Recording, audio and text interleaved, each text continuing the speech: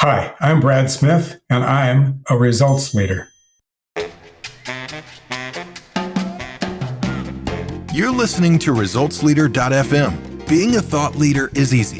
Getting results is hard. This show is for the results leader who lives and dies by their results. Here is your host and Chief Results Leader, Jonathan Rivera. Boom, boom, pow. It's time for another ResultsLeader.fm. Welcome back. And if you're new here, welcome. It is time once again to jump into an interview with another results leader. That's right. Today we're joined by Mr. Brad Smith. He is a skilled business growth consultant, and his story is amazing. At 18 years old, his doctors told him he almost died. His life would never be the same. And he laughed at them and said, no, I don't accept that. He changed everything, healed himself, and unlocked unlimited growth. And now he helps CEOs do the same thing. Let's jump into the interview. Brad, welcome to the show. Are you ready to rock this thing? I am totally ready. All right, let's give our listeners a quick win. What book have you given most as a gift? Let's see. Some of them I can talk about, some of them I can't. One of them that I've given many times is Secrets of Question-Based Selling by Thomas Fries. That taught me to be curious and how to ask questions first. The second one is that I've given a lot is, give me a moment, 7 Habits of Highly Effective People. Cubby. Because if you have to start at the foundation and work your way out. I dig it. That's a new one, The Secrets of Question-Based Selling, adding that to my reading list. So thank you for that. And now it's story time. Tell us the story of how an apparent failure set you up for later success. I was 18. This is the major one in my life. And it wasn't necessarily a failure. It was just a brick wall I ran into. Fall term, freshman year at Oregon State at 18. I developed an ulcerated colon, bleeding ulcer. The doctor said to me when I finally got to him in December, late December, he said, "Gee, Brad, if you'd have waited 6 weeks to come see me, you'd have bled to death." He had my attention. So from that moment, then he said, "You'll never eat strawberries, corn, or lettuce, or anything with roughage ever again in your life." And my 18-year-old brain said, "Fat chance, buddy, that ain't happening." And then he said something which was profoundly advanced at that time and insightful. "You have a psychosomatic disease. Your emotions affect the severity of your symptoms." And in that moment, because I knew what psychosomatic meant, I made the deep commitment to myself, full on, I was going to conquer it. It wasn't the if went away in that moment. It was, how was I going to study myself? So I studied my emotions over the next, 40, 50 years, but I studied my emotions so that I could understand which ones were creating my bleeding and my pain. And the pain was off the charts, and it was constant. If I was awake, I was in pain. So changed my diet. Within 6 months, I had the bleeding backed off to intermittent. And then within probably 3 years after that, with watching and rewiring my emotions, which takes some severe skill, I rewired my emotional state so that I at least had myself calm enough and not reactive enough that I could get the pain intermittent. And the bleeding was also intermittent. And it would show up once or twice a year, but that would be it. What I found was my insecurity was based on some specific emotions. And eventually I dug down to where I understood it was wrapped around one specific, very early childhood memory of my first, what I thought was my first spanking at about 12 months old. And I went back in with hypnosis and reworked that emotion, that memory from the adult perspective instead of the 1-year-old perspective. And all my symptoms stopped completely within a year. Actually, it was probably 9 months. So that was a severe failure, and it literally set the course for my entire life. Tell us a little bit more about the rewiring. So you got to the root of the problem with some help, and how do you go about changing that wiring? Well, what it has taught me is all of us think our character is set in stone and that our emotions and our trajectory is pretty much guided for life, even at the end of it, looking back. And so what I found was we make decisions when we're pre-verbal that put our character into place. And if you map out all the patterns in your life, oh, that's a recurring pattern, but the circumstances are different. The only central point in that, the only commonality is me. So if I'm the cause, which is the psychosomatic part, if I'm the cause, then if I go back in and understand what it took for me to make that decision initially, then I can change that decision with repetition, right? I'm going to be honest. So how do I teach myself full-on honesty, and what triggers lack of honesty in myself, right? And so repetition, self-awareness, and determination and commitment are the skills it takes necessary to rewire. But there's literally nothing in a human life that can't be rewired, except maybe the fact that you have two hands, two eyes, and you show up and you have a brain, right? All of the rest of it is rewirable. All of it. Even my lack of hair? Yeah, I'm working on that. Yes, sir. Yes, sir. So what would you say is the most worthwhile investment that you have ever made? That, the decision that I made when I was 18, that's been literally the most worthwhile thing I've ever done. What I made another commitment, we'll put it that way rather than investment, when I was just out of my first marriage. On an annual basis, I watched It's a Wonderful Life with Jimmy Stewart. And there's a scene in that where he gets to see the world as if he had never existed. And it's horrible, and he hated it. So I made the decision after watching that movie again. I said, I want to make sure I have an impact in the world that's positive. I made the commitment to myself to always, if I saw something in someone that two sentences or a paragraph would help them take the next half step forward in their life and make them better, help them make themselves better, I would open my mouth. And so literally walking down the street, at the elevator, with clients, I open my mouth. I don't hold back. I wonder if this will fit in right there. In the last 5 years, what new belief, behavior, or habit has most improved your life? I've recommitted myself to my own spiritual evolution. I'll put it that way. So I meditate more deeply on a constant basis. I've gotten to the place where I can watch my will move and choose to relax my will so that I move from a state of relaxation, from a state of active will consciously to a state of relaxation. That has helped me a lot. The other decision that I've made that I'm working on is about 5 years ago, I realized that I wasn't getting any new clients. That was 5 years ago. The method that I was using to get new clients wasn't working. And so I got really honest with myself and said, okay, what's missing, Brad? People don't know that I exist. So I have to start reaching out. I have to get over being shy and hiding and step out and own the stuff I actually know. So I'm in the middle of, I have a goal. One of my goals is I want to coach governors. And for some reason, you just can't cold call governors of states and have them coach with you, right? So I have to step out, step up, build credibility and a public reputation so that people know that when I give my word, it's absolute. And if I say I'm going to help you grow, if you're willing to grow and become more, whether more money is the first thing you want or more impact or more meaning or whatever, my goal is to help you achieve that. And that started in 2013 when I helped a client go from $3.5 million over a 3-year period to $13.5 million and multiply his net profit by a factor of 5. Incredible. What are some bad recommendations you hear in your area of expertise? I suggest you work harder, but work smarter. If you don't have one of my favorite books, maybe that's another one I give away a lot or suggest immensely, is Rocket Fuel.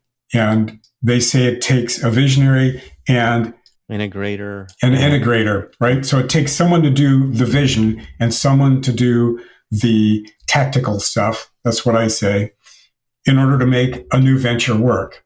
And there are very, very few people that have both those skills. So I help people figure out which one they are and then hire the other. Okay, I want to play on that because you said one of the bad recommendations, which I agree with, the work harder thing is only going to take you so far because them guys digging ditches are working hard and they might be working. Oh my God. Of us, right? Yes. So working harder alone ain't it. So I heard you say work smarter, but I had a friend tell me that working smarter wasn't all it was cracked up to be. And he aims to work dumber. And what he means is not having the answers and instead finding the people with the answers and putting them to work, kind of like the visionary and integrator. What would you say to that guy? I'd say yes. Agreed. Agreed, right? So no, what he was actually saying was work smarter, but don't have the solutions. My favorite quote these days is from Socrates. He said, smart people learn from everyone and everything. Ordinary people learn from their experiences, and stupid people already have the answers. Oh, I like that. Isn't it? I love it. It's brilliant. And that was Socrates. Yeah, I dig that. And hopefully the audio engineer pulls that as a power clip. Hint, hint, guys. All right, we're about to get into the results portion of the show. But before we do that, I got to ask you, have you shared the show? If you're digging what I'm laying down here, then I want to ask you to share this show with somebody who will find it helpful. Share it on your social medias. Use the hashtag ResultsLeaderFM, and I'll be looking for you out there. Thank you. Let's talk about results. Why do results matter, Brad? How we validate our self-worth, which is one of the very first decisions we make. We make 3 decisions when we're born. I'm not capable because at 22 inches we're not. I'm not responsible because at 22 inches we can't be. And later on, because we can't get everything we want, we think I'm not valuable. And so results matter because they are actual concrete facts that validate our self-worth. And we require validation. In the last 5 years, what new realization has helped you get better results for your clients? I don't think that I've changed anything in the last 5 years that helps me work that way. I just get bored because I don't have enough people to talk to. All right, well, let's talk about that then. You get bored because you don't have enough people to talk to. And my next question is, what area of your business would you like better results? So maybe those two fit together. They do fit together. So I have to become, one of my favorite books was Tom Sawyer. One of the words I got out of that, or maybe it was Huck Finn, was bodacious. So I have to get more bodacious in the world. So this is another level of me evolving. I have to get more bodacious and be willing to take the risks necessary to put myself out there. And as a result of that, I will get what I want. One of those things is I get to... Why haven't you been putting yourself out there? Because this came up earlier. This is actually the second time. So what is it that has been keeping you kind of hidden? Because I can relate. I tried to run a company faceless, and it doesn't work as well as putting a face on it. So what was the realization you came to, and why are you doing this?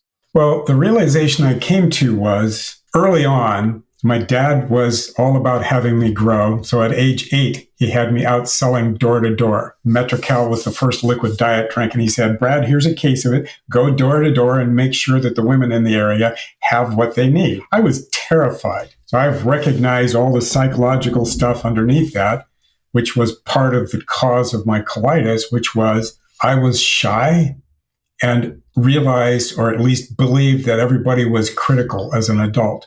And if they were critical and criticized me, then what worth did I have? And so this is the second kind of chapter in that.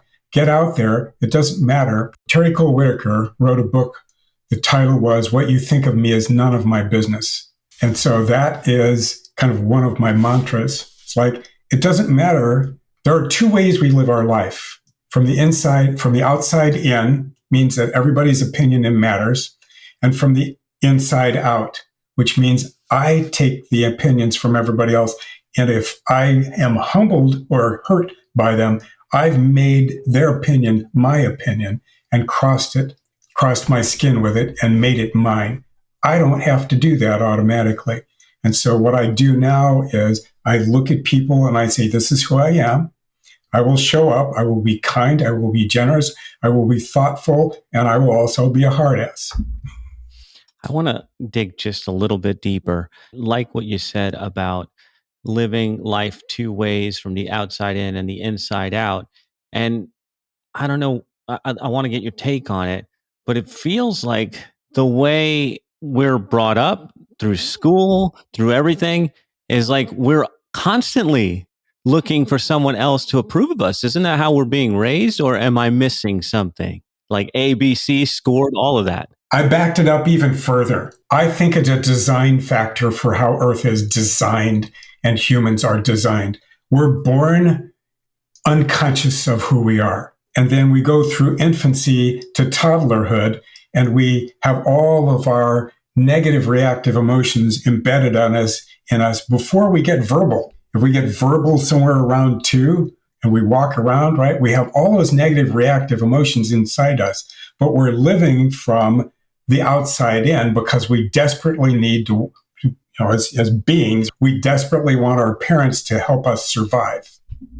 And we can't do that if we don't have them take care of us. We just can't. At 2, you can't go out and make a living, right? You can't. Go get new parents. No, you can't go in. It's like there's no market for new parents for 2-year-olds. Not that's generated from the 2-year-old. And so we learn by design from the outside in. But the evolution of us as we wake up and we start, 2-year-olds are learning how to say, I'm first, everyone else is second. But we keep those decisions. I'm not capable, I'm not responsible, and run our life from them. I'm not valuable, and run our life from them until we choose consciously, like I did at 18, to step in and say, I will be responsible for my emotional and physical health. I will be responsible for everything in my life. If I'm responsible, I can't be a victim. But why doesn't everybody do that? Because you're talking from an evolved perspective, and you were fortunate to get there pretty early. I thought it was amazing. Inside out. Yeah. So why do you think that we don't all just like turn 18 and flip that switch, or don't realize that we have that power? Because none of us get really self-confrontive and say, if I feel this horrible because someone said this to me, it's not them that's responsible. It's me. I have free will. If I have free will, I always choose how I feel. But it takes time for it to drop into my subconscious, for it to be triggered as an emotion. And so we have to go back and assess our emotional triggers for how we are. Man, I never know what I'm going to get on this show. This is deep. What results are you most proud of? Both my children. I love that whole process. The gentleman that I told you about that woke me up and realized what I was capable of and helped his business go from, I helped him become a millionaire. I've done that with several of my clients. Right now, my whole clientele, it's not if they get to be millionaires, it's when and whether I get them above that to, I love this term, the centimillionaire range. That's the goal. But I get to help them grow their business, and we use the business as the projection stream for how they will be different. That's what I'm proud of. Yeah. Using the business as a tool to live to your potential is kind of what I hear you saying. Yep. I might be oversimplifying, but I tend to do that. What parting thoughts do you want to share with the results leaders who are listening to us right now? If your life isn't as brilliant as you want it to be, figure out why. You might hire a coach, but step in. If you're using blame or criticism or any of the negative emotions right now, stop yourself, write them down, and figure out what the opposite of that would be and how you can make yourself responsible for never being a victim, never being angry. Let me put it this way. The purpose of anger is to give ourselves permission to be powerful.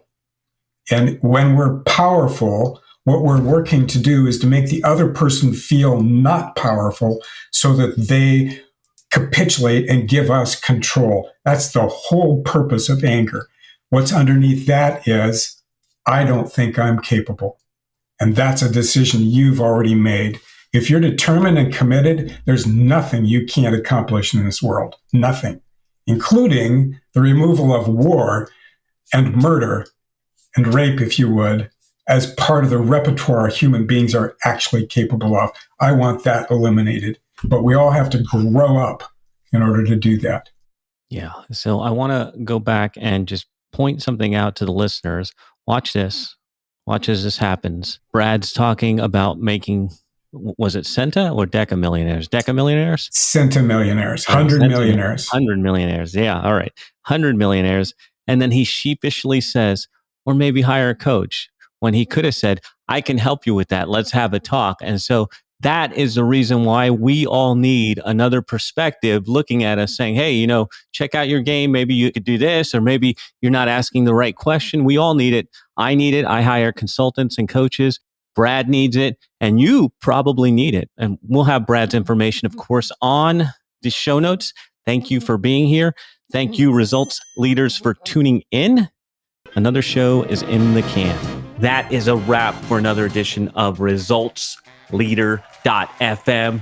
If you are out there getting results for your clients and you want to be featured on the show, go to ResultsLeader.fm now and apply to be on the show.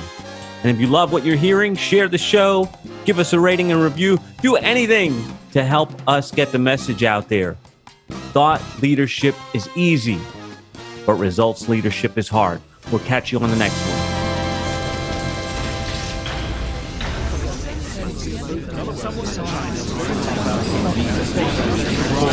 This program is brought to you by thepodcastfactory.com.